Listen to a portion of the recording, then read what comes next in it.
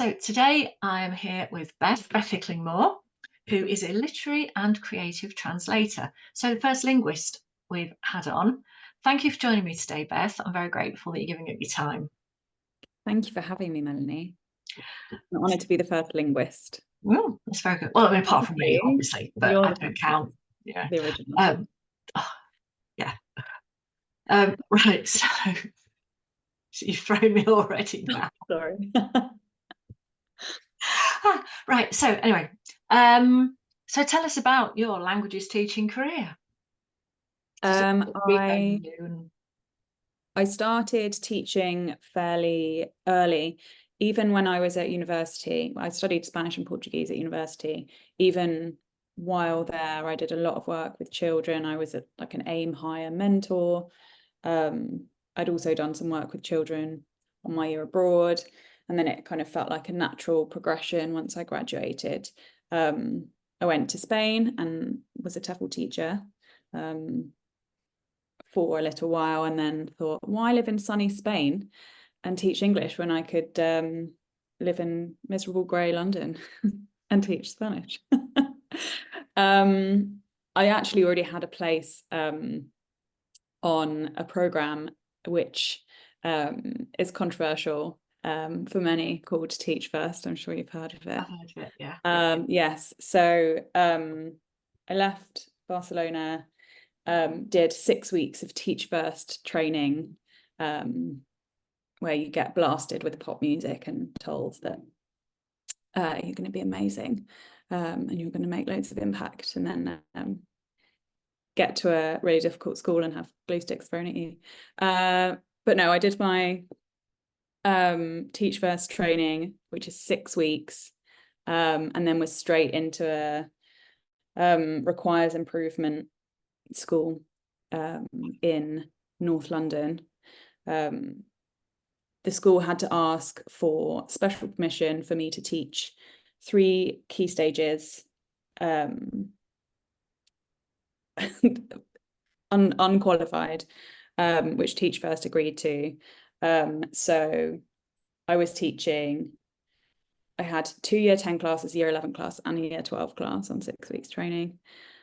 And the whole languages department, bar one person, had left the year before, leaving no resources, no schemes of learning, no lesson plans. There was no textbook, nothing. So that was kind of a sink or swim situation. I'm flabbergasted. It was honestly wild. So the new staff in the department were me, or Teach Firster, and 2 NQTs. Who is your mentor then? Because on Teach First you're supposed to have, because you're supposed to be supernumerary, so you're actually supposed to take other people's lessons and then they're supposed to mentor you. But if no, you have your own timetable. You have your own. You have your own classes. Right. Yeah. It was 70% timetable, I think. Yeah. My subject mentor was by default the only person who had stayed from the last year, who had also become acting head of department, and was a lovely, lovely person, but obviously under a huge amount of pressure. The school had literally just come out of special measures like 2 weeks before I started. It was just it was bananas. The lack of schemes of learning just meant we would sit in a meeting and just say, right, what are year 8 going to do next? What are year 8 going to do next half term? Food? All right, they'll do food. That was it. Just the running theme. Nothing. And because that was my first experience, I just thought that was normal. There were 5 of us in my Teach First cohort at that school. 2 left before the end of the first year.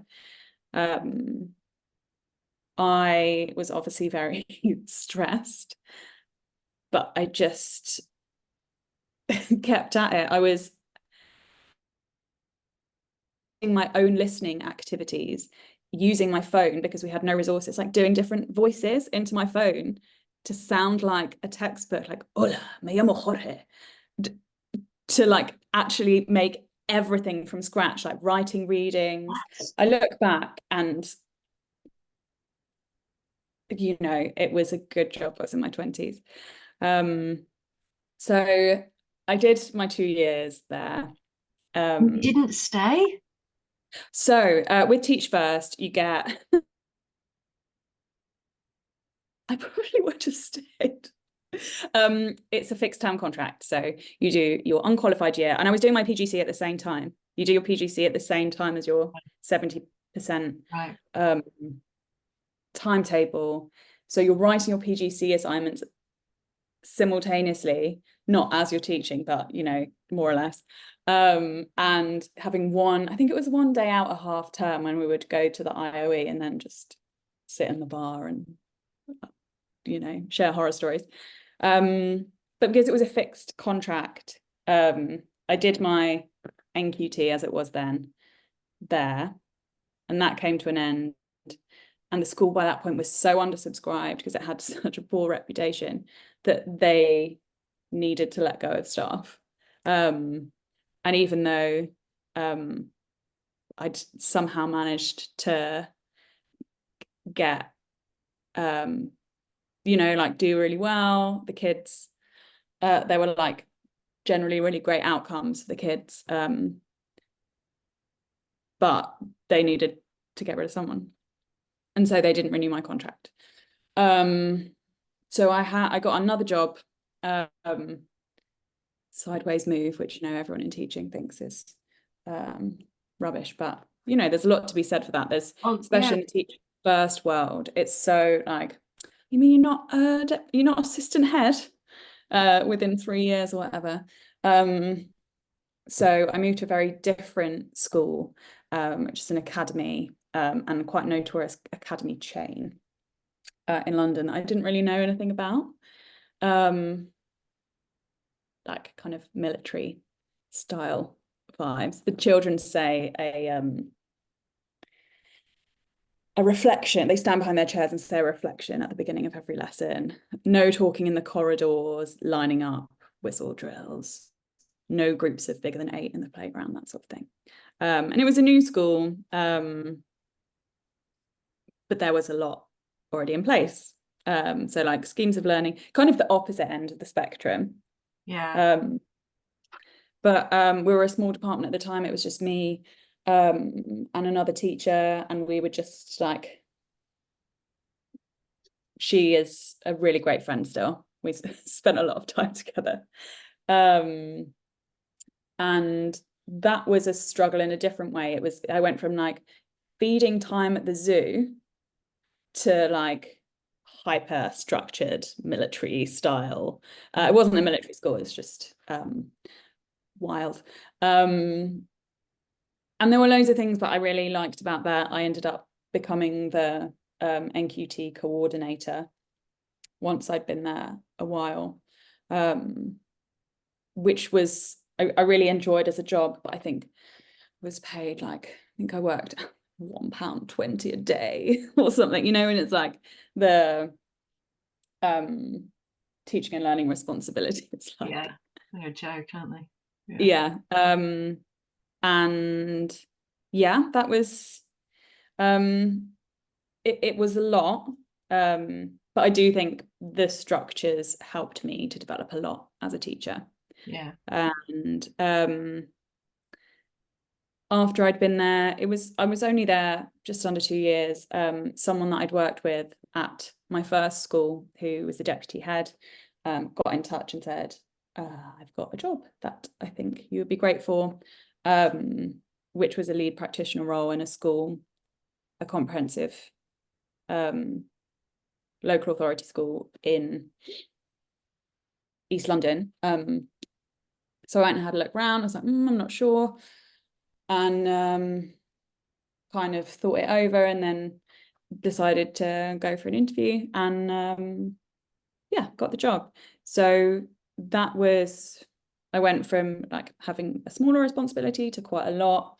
as a lead practitioner. So it was not just like departmental responsibility, but a lot of whole school things in terms of like delivering CPD, working with local feeder primary schools as well, with their modern foreign languages provision, to kind of, so that there was more of a baseline when the children came in year 7, but also working across the borough and neighbouring boroughs to kind of deliver CPD to different groups of teachers as well. So I did my SSAT lead practitioner accreditation through the school, and I also did my Department for Education specialised leader in education training as well. I really loved the job. I loved the kids. It was just, there were so many things that were great about it. Looking back, what ultimately made me leave that role and teaching was personal circumstances. Had a bereavement that kind of led to me being the carer, but kind of looking after lots of people in the family, and then ultimately having my own mental health crisis, and being signed off, you know, having panic attacks before going into school, during school, and the school tried to be understanding, but it was not enough. So I decided at that point that I would ask for an unpaid sabbatical, take some time for myself. I'd wanted to do a master's for a long time, but hadn't had the money or the time, or, you know, I was making excuses as to why you shouldn't do those kinds of things. But I requested the sabbatical. It was rejected, and after a week or so of mulling it over, I decided to just quit anyway,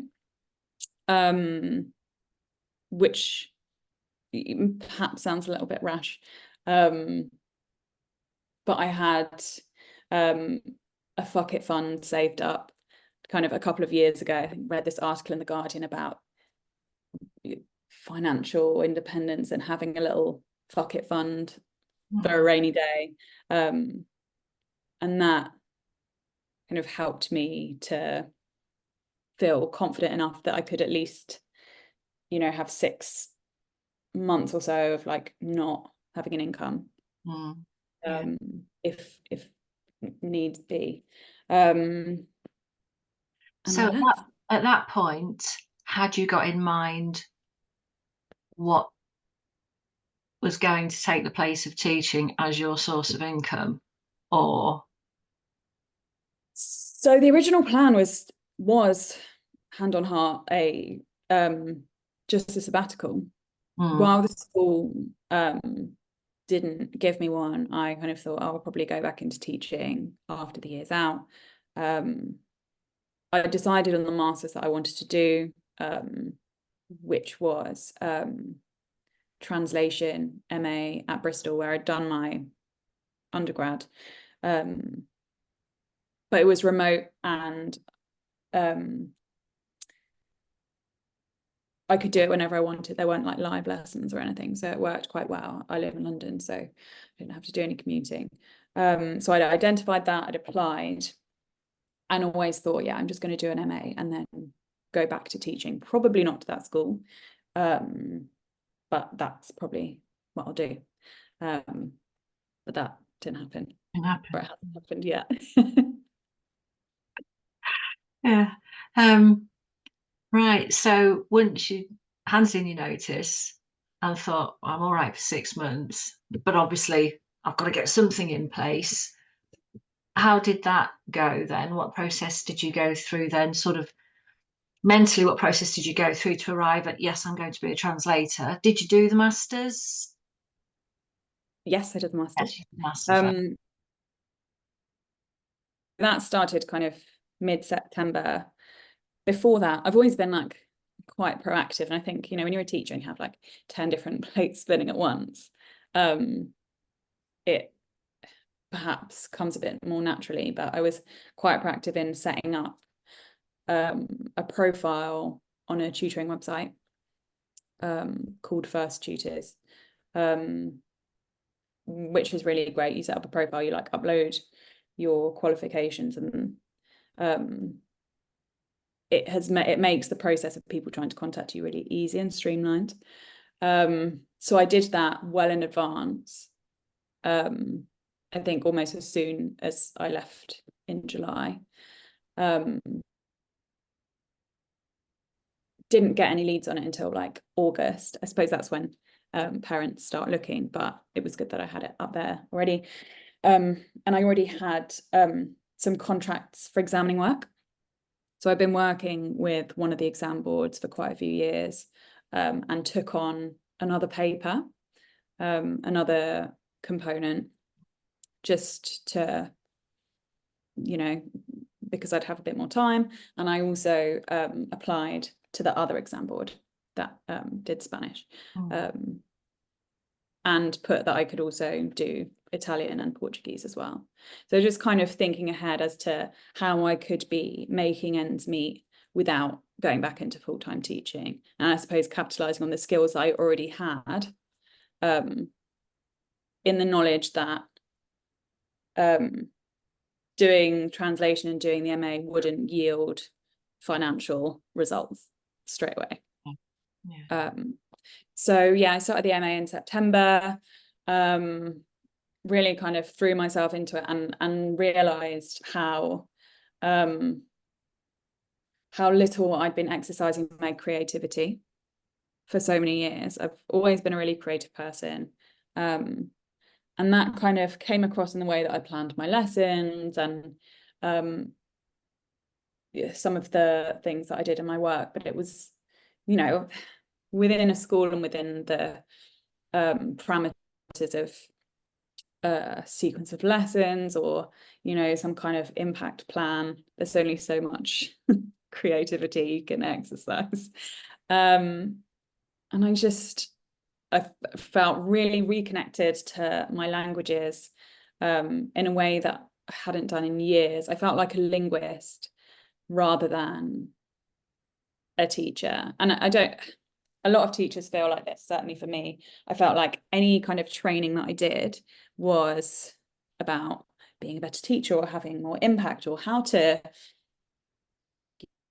use technology in the classroom, or differentiation. It was never about my subject knowledge and developing that. Yeah.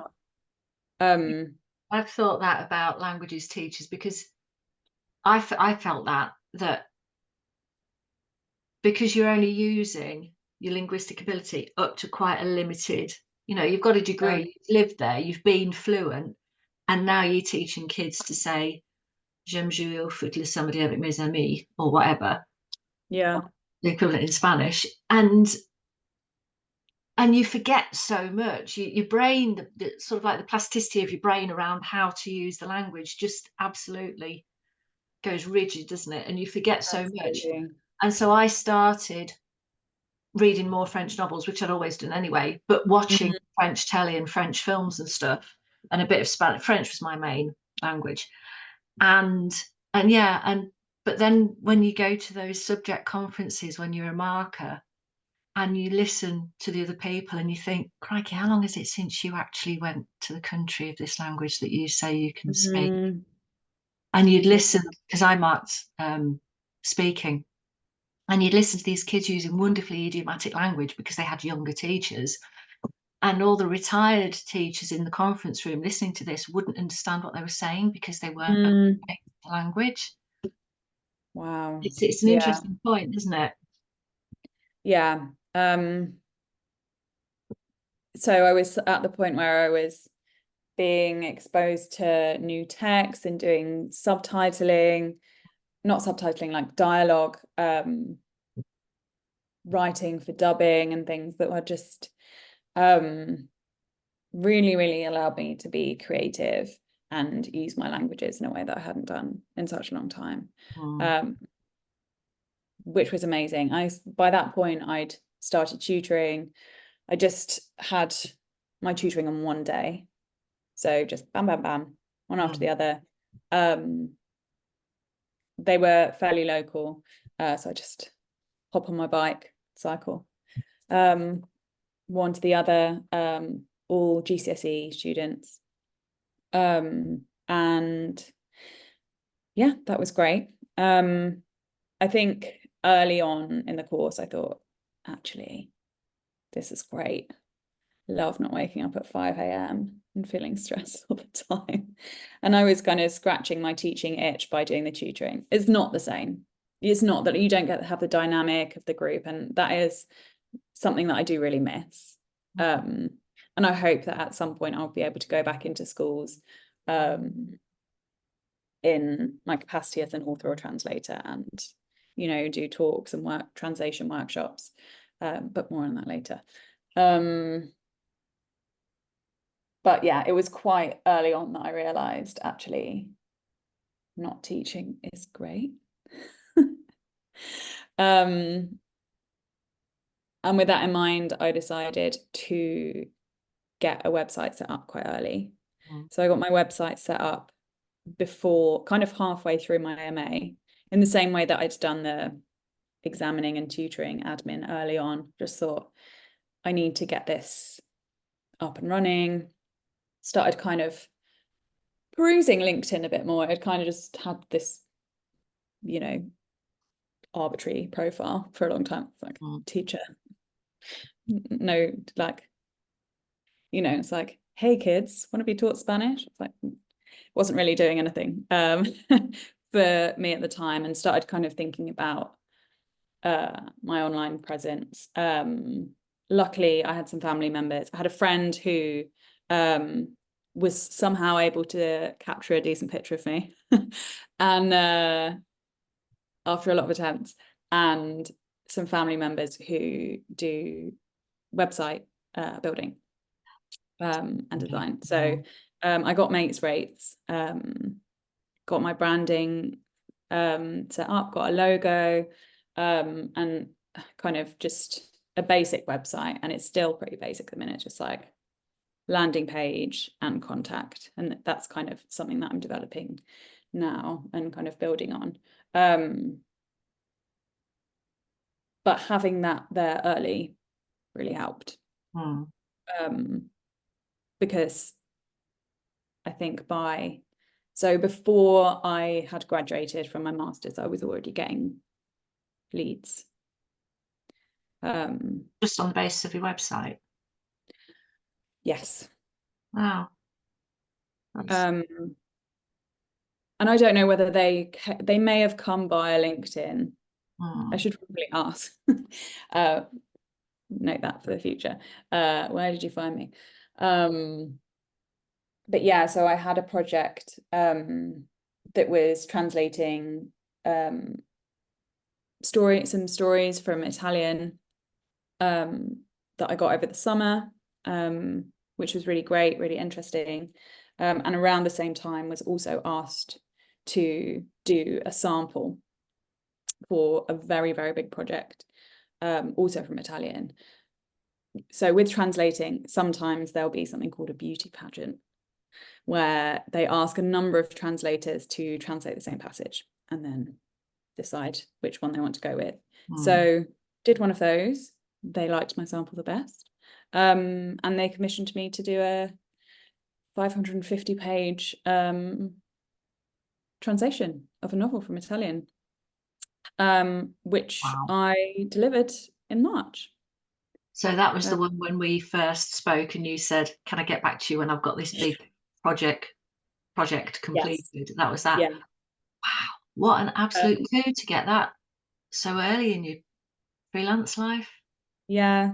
And so it was really interesting actually, because, and I'm kind of under NTA, which makes it all sound very exciting, but the people that I did it for also, it's like kind of their first foray into translation. So that was very exciting, and they trusted me so much. I don't know why. But it, you know, really valued my decisions, and the copy editor was amazing. So the edits I got back were, I was dreading it. I was thinking, is this going to be my comeuppance of red penning children's work, where I get this huge manuscript just like covered in notes? But just like, she was so helpful, like really asked some really pertinent questions, rather than like finger pointing or and it was, yeah, again, it was very much a sink or swim experience. I kind of go hard or go home, I guess. But it was great. And the plan is it was a 2-book deal. So congratulations. yeah, That is, the plan is to do the second one. And I honestly think that having my online presence early was what helped me, what got me those jobs ultimately, because obviously it takes time for any traffic to come, or like, you know, got to be posting things regularly or keeping things updated for and this, you know, SEO, which I don't really know anything about, but I'm learning.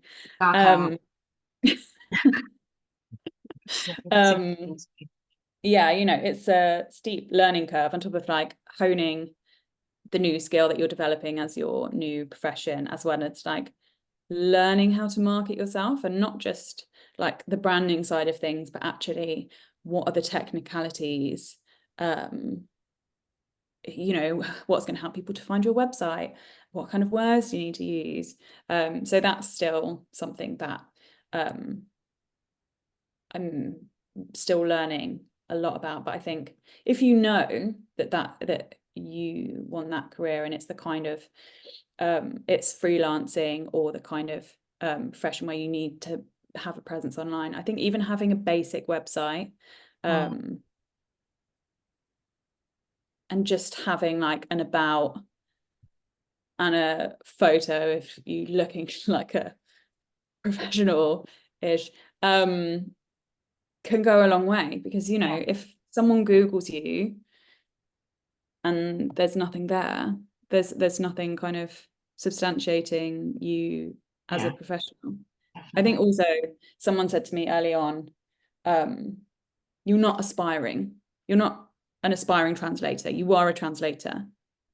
And I think as soon as I stopped thinking about myself as an aspiring translator and actually started calling myself a translator, you know, like when you pass your driver's test and you have the P plates. I remember my dad always saying, oh no, maybe it was my driving instructor, a bossy man in my life anyway, said, don't use the P plates because people still treat you like a learner, which is so true. You know, I don't drive anymore, really. I live in London, so I don't really need to.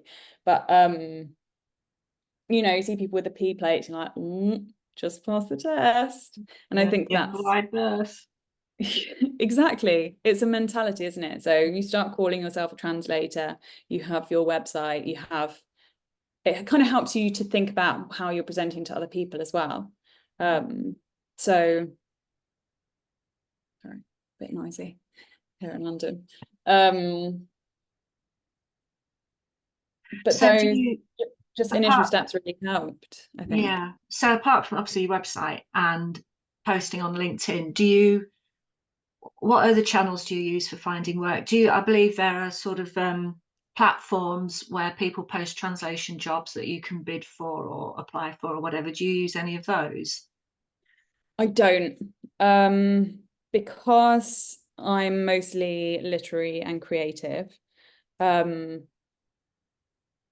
I haven't used any of those so far. And there's a lot of kind of negativity around some of those platforms, and people underselling each other.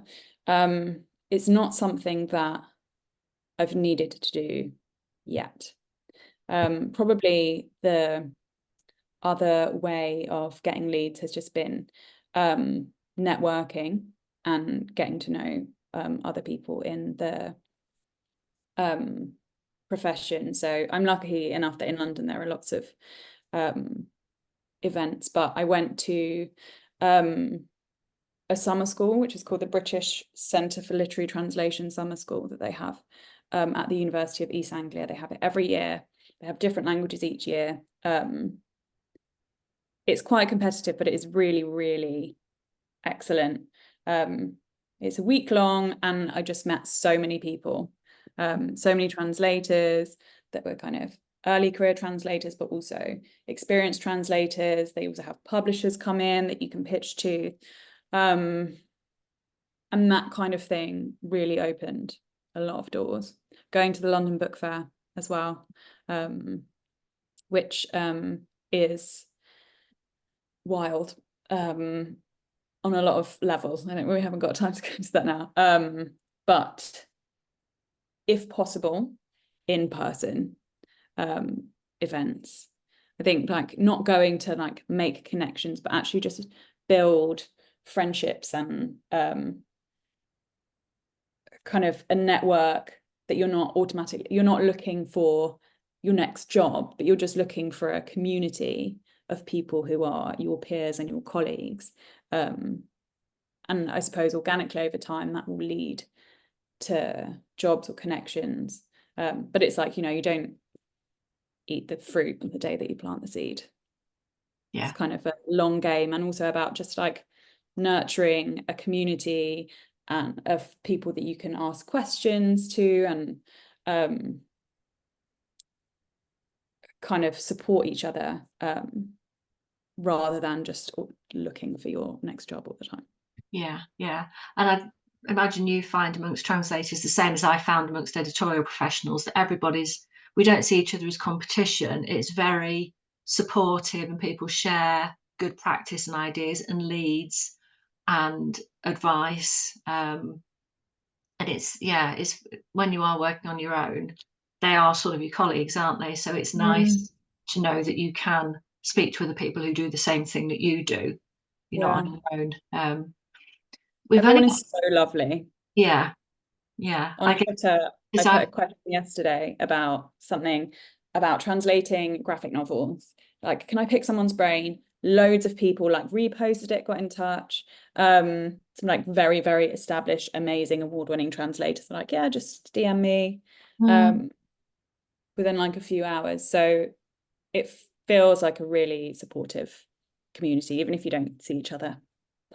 Yeah. We've only got about 4 minutes left before Zoom kicks us off. So has there been anything, as a last thought, that you have found really difficult, or that in hindsight you wouldn't have done that way?